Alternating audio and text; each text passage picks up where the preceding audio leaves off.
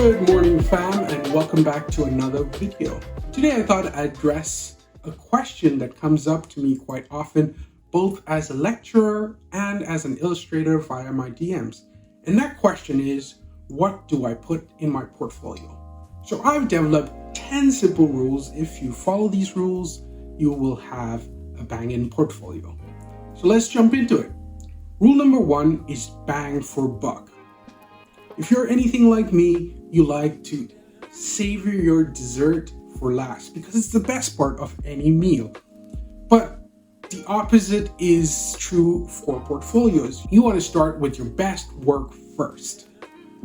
You only have a couple of seconds to grab someone's attention. Art directors are busy, creative directors are busy, and when they hit your website, they want to jump straight into your best work. So put your top 3 pieces right on top of your portfolio. Once you've drawn them in, once you've caught their attention, they're going to linger and dig deep into that full meal of your work. Rule number 2 is, who are you? So imagine with me, you're walking down a supermarket aisle and there's a load of generic shampoo brands and you need a new shampoo to keep your luscious locks in check, but you can't decide which one to get. They all seem to be around the same price point and the ingredients are similar. So how do you decide? Generally, it comes down to taste and personality.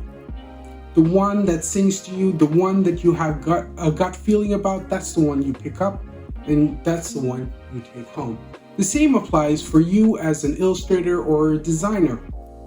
You're competing against other illustrators and designers who might have the same skills as you. What differentiates you from them is your ability to put your personality into your work. If you can create a gut feeling of likeness or a bond between you and the client, you're more likely to be hired. The question to ask yourself is, how can I put a bit of me into my work so I can give that gut feeling to the client? Because the fact is, people buy from people they like, know, and trust. So make sure you make yourself liked and known. Number 3, it's not just about you. Yes, I know that's ironic that I put it right after who are you, but the reality is you need to understand who your audience is.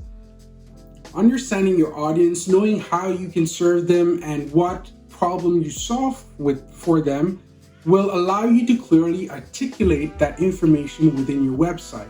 And the more clear you are able to articulate your portfolio and how you can best serve your audience, the more likely you are able to connect to the right group and thus get hired for the right job.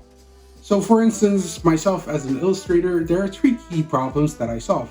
Number 1 is attention, number 2 is comprehension, and number 3 is retention. These are the 3 key problems I solve, and by addressing each one of these for specific clients, I allow them to connect or bridge the gap between themselves and their audience.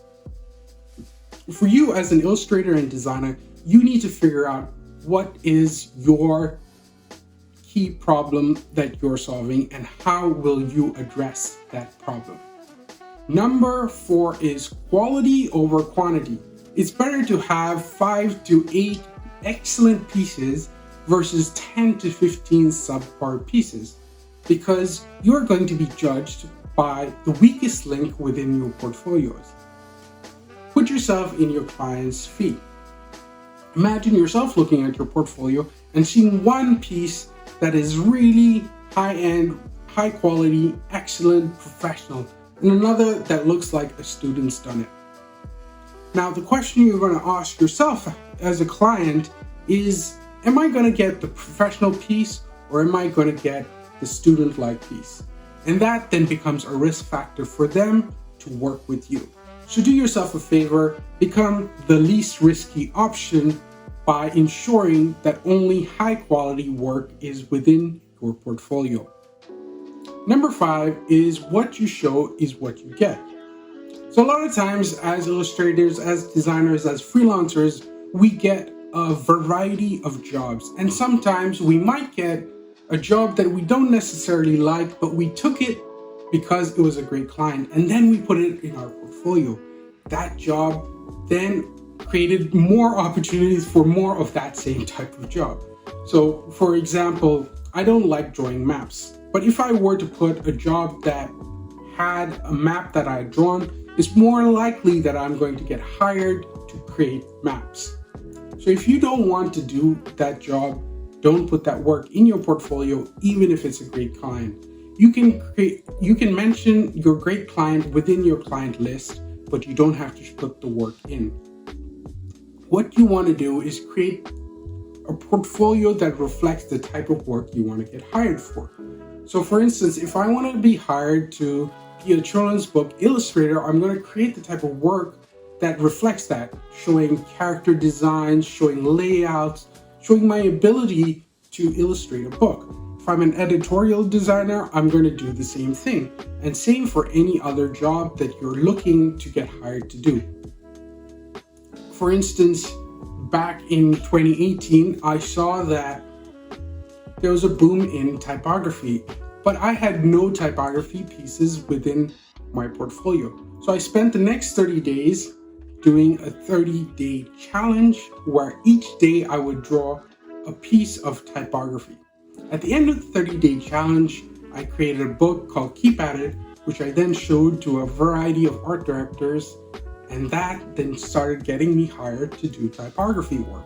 Creating the work you want to get hired for and then putting it in your portfolio is going to make it easy for you to get the jobs that you want and that you are passionate about. Number 6 is show, don't tell. One of the hardest things illustrators and designers have to do is get their pieces over the line. And that's because most often clients don't have the same level of imaginations as we do. And we might see the potential of a design or an illustration we've created, but your client can't quite see it yet. And by putting it in situ, by using a mock-up, suddenly the light bulb goes off and your client clicks with the project. The same goes for any work that you create. Say you want to get hired to do beer labels, create the labels that you think would look great, put it in situ, and then show your client this is what your work could look like. And that then allows you to become a less risky option, allows your client insight into your process, and so they are more likely to work with you. Number 7 is consistency is key. The better or more consistent you can be with your style and with how cohesive you make your portfolio, the more likely you are to be seen as the expert you are. The higher your status as an expert, the better you can charge your clients for the quality of work that you have. Number 8 is KISS, which is keep it simple, stupid. Growing up in the 90s, one of the biggest things that happened was Flash. Flash websites were amazing. They had such cool animation, but the killer was the load time. So when developing a website, make sure it's simple and easy to use. Make sure there is no lag, that there is no load time. You want the layout simple so that all your information is clear and cohesive, so that the client understands who you are, how to contact you, what problems you address, and what does your work look like. The easier and simpler you make it for your clients to contact you, the easier it is for you to get a job. Number 9, refresh, refresh, refresh. As you grow and evolve as an illustrator and designer, your work is going to evolve with you. And like we said earlier, your portfolio is going to be judged by its weakest link. So get rid of any work that isn't relevant anymore. Get rid of any work that you don't want to get hired to do anymore, and make sure your portfolio is current and updated. And number 10 is share. Yes, it seems like an obvious statement, but there are a crazy amount of times I've come across an amazing illustrator or designer who has taken the time to develop a really excellent portfolio, but hasn't spent enough time sharing that across their network, whether it's online or in person. Sharing your work is key. You can be the greatest designer or illustrator out there, but if you don't share your work with the people around you, nobody's going to know how good you are. So take the time to share it across all your network. So that's it for me, my top 10 rules on portfolios. If you do like this video, please do like and subscribe and tell a friend.